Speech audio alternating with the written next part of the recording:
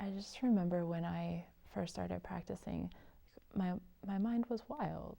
And I had this glimpse and this just real remembering that life wasn't just my thoughts, wasn't just all the anxiety that I was handed as a child, as a teenager.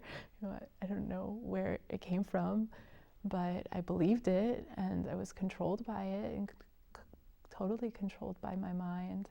But I had this memory, or this remembering of wholeness, of, oh, this isn't all there is to life. There's a deeper truth. There's a deeper way of being. I sometimes think of it as an impression of true nature arose from the chaos of my life and graced me for a moment and said, hey, you're coming with me.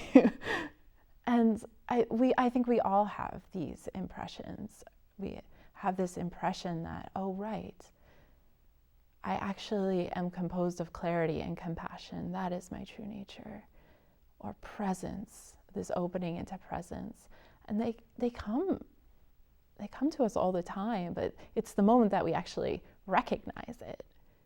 And it can be like standing outside and just looking up at the night sky and forgetting all the worries, forgetting all the thoughts, even just for a moment, being the sky, the vastness of the sky, and there's an impression. Or being at the ocean, looking at the vastness of the ocean, and something opens in the heart and it's like, oh wait, I know that.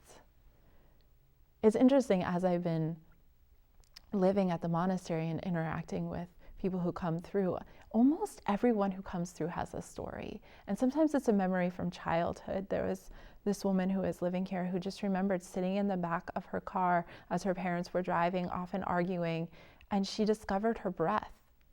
She discovered that she was breathing, and she paid attention to it, and it felt good. And there was a moment of refuge, of here is the present moment, and it's yours. And no one can take it away from you.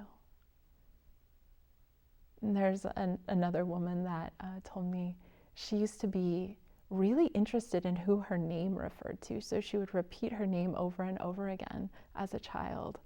And in doing that, she would touch this space where she just couldn't find a reference. This is a pretty deep practice.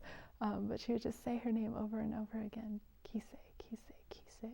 And then there was a space between those inquiry thoughts that was curious to her, which was opening to her, the space of the mind. So, yeah, I think we all remember, and that's what calls us to spiritual practice. It's our wholeness coming forward and saying, I'm here. Join me.